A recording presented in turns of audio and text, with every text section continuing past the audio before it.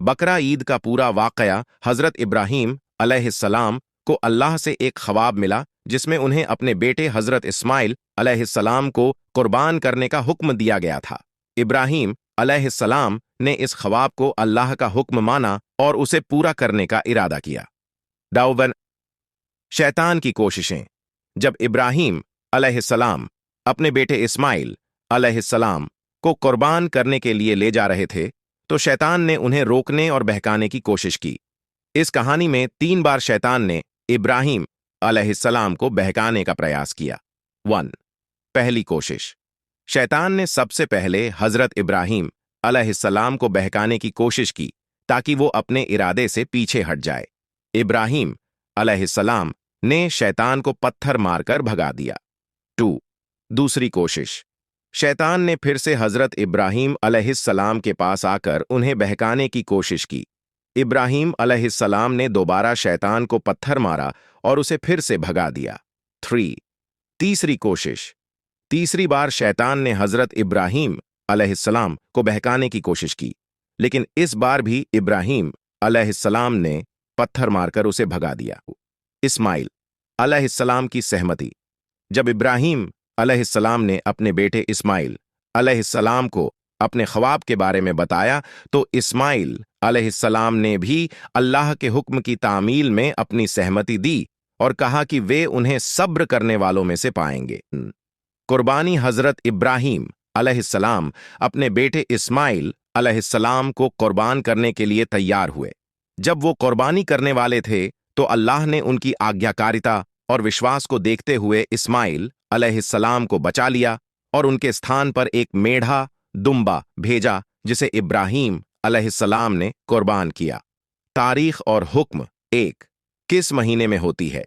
बकरा ईद इस्लामी कैलेंडर के आखिरी महीने जुल्हिज्जा की 10वीं तारीख को मनाई जाती है। यह त्योहार 3 दिन तक चलता है, 10वीं से 12वीं जुल्हिज्जा तक। 2. सुन्नत या वाजिब।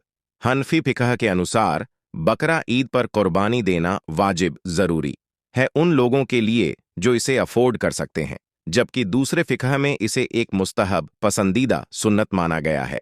कुर्बानी का जानवर कैसा होना चाहिए? 1. जानवर का प्रकार। कुर्बानी के लिए बकरा, बकरी, गाय, भैंस, ऊंट आदि जानवरों का इस्तेमाल किया जा सकता है। 2. उम्र।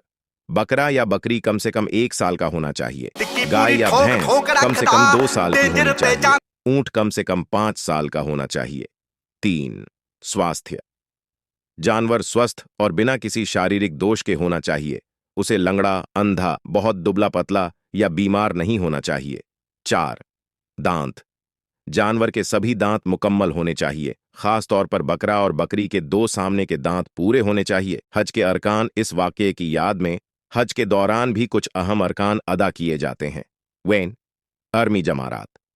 हज के दौरान मिना में हाजी शैतान को कंकड़ मारते हैं जो शैतान की 3 बार बहकाने की कोशिशों की निशानी है।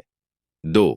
कुर्बानी। मिना में कुर्बानी दी जाती है जो हजरत इब्राहीम अलैहिस्सलाम की कुर्बानी की याद में है। 3. तवाफ और सई। हाजी काबा का तवाफ करते हैं और सफ़ा और मरवा पहाड़ियों के बीच सई करते हैं जो हजरत हाजरा अलैहिस्सलाम के पानी की तलाश की याद में है। 1.